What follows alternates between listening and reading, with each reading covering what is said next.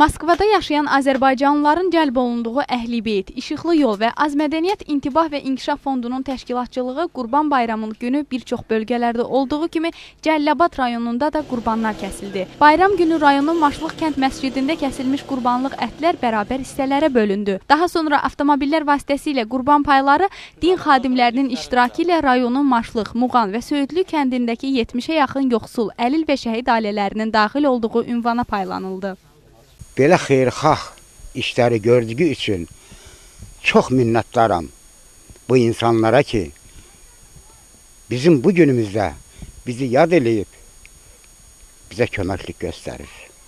Allah ömürlərini uzun eləsin, o bir olan Allahdan istəmişəm, kim bu xeyriyə işləri ilə məşğuldursa, Allah onun özü əvəzini versin. Bütün qurban bayramlarını təbrik edirəm, yardım verənlərə, kömək eləyənlərə qurban bayramlarını təbrik edirəm. Bütün şəhid anaların, şəhid ailələrin qurban bayramlarını təbrik edirəm. 3 xeyriyyə cəmiyyətinin dəstəyi ilə həyata keçirilən xeyriyyə tədbiri ölkə ərazisində sayca ikinci belə aksiyadır. Din xadimləri bu kimi xeyriyyə tədbirlərinin həyata keçirilməsinin həm də qurban fəlsəfəsinin insanlara aşılanmasına da xidmət etdiyi qənaətindədirlər.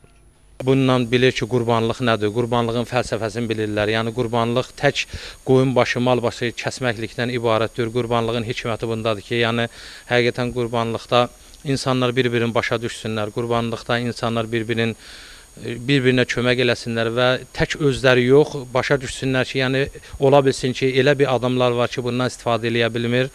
Ailəsi ilə, uşağı ilə oturub bundan istifadə eləyə bilmirlər. Onlar da istifadə eləsinlər. Onlar da bu qurbanlıq ətindən datsınlar. Qeyd edək ki, mövcud xeyriyyə aksiyası bu il Azərbaycanın şimal, cənub və qərb bölgəsinin 17 rayonunda həyata keçirilib. Qarşıdan gələn digər bayramlarda da xeyriyyə cəmiyyətləri bu kimi tədbirlərin həyata keçirilməsini planlaşdırır.